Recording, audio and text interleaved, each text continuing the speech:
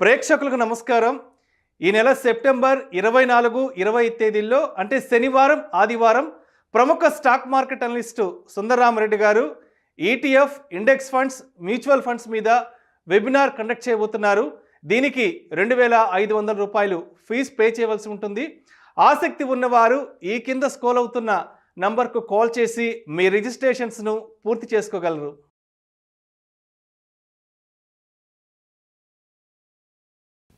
చాలామంది step up గురించి అడుగుతున్నారండి. మ్యూచువల్ ఫండ్‌లో ఈ కాలం ఉంటుంది కదా! ఎలాంటి ఉపయోగం? దానివల్ల యూజ్ ఏంటని అడుగుతుంటారు. అండ్ స్టెప్ అప్ అంటే నథింగ్ బట్ అసెట్ అలొకేషన్ పెంచుకుంటూ పోవటం అండి.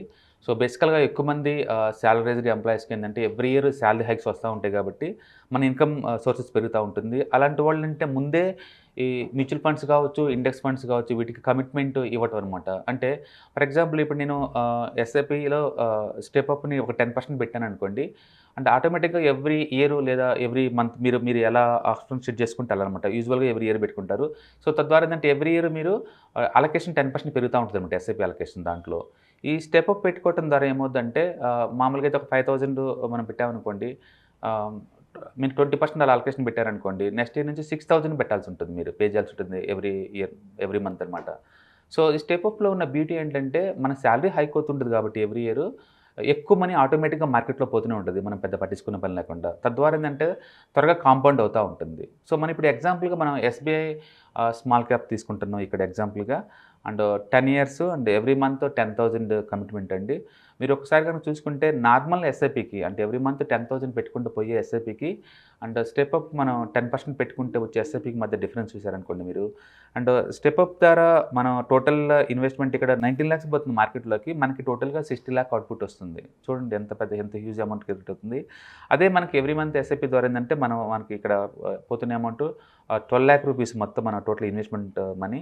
అండ్ మనకి 45 లాక్స్ ఇక్కడ వస్తుందనమాట. సో, స్టెప్ అప్ వల్ల ఏంటంటే మనకి ఎక్స్ట్రా వెల్త్ క్రియేట్ అవుద్దని క్లియర్‌గా మనకు అర్థమవుతుంది. ఓకే.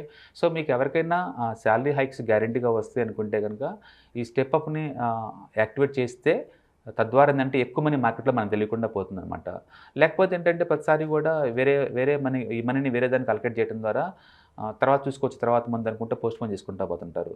సో, ఈ ఆప్షన్స్ ముందే యాక్టివేట్ చేయడం ద్వారా కమిట్మెంట్ ముందే ఇచ్చారు కాబట్టి మనం ఏంటంటే ఆటోమేటిక్‌గా మనీ సేవింగ్ హ్యాబిట్స్ డెవలప్ అవుతూ ఉంటాయి. ఓకే.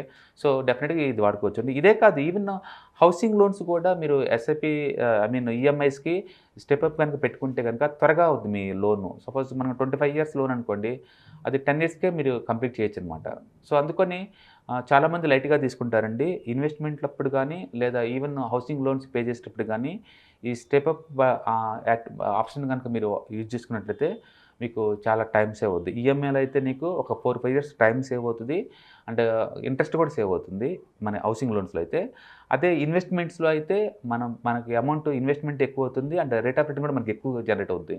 మన ఎగ్జాంపుల్ కింద ఇక్కడ ఎస్‌బీఐ స్మాల్ క్యాప్ మనం తీసుకున్నాము. And 10,000 every month and step up 10% పెట్టామనమాట. సో, మీరు చూసి మీకు అర్థమవుతుంది మార్కెట్ ఎలా వర్కౌట్ అవుతుందనేది. అందుకని డెఫినిట్‌గా మీ ఆప్షన్స్ కల్లా ఒకసారి దీనికల్లా చూసుకోండి.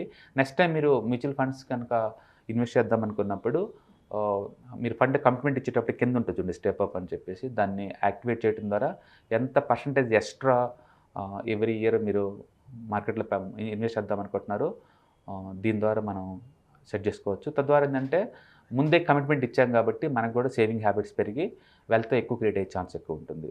Hope you understand now step up వల్ల ఎలాంటి బెనిఫిట్ ఉంటది, ఎంత ఎక్కువ వెల్త్ క్రియేట్ అవుద్దనేసి. Thank you.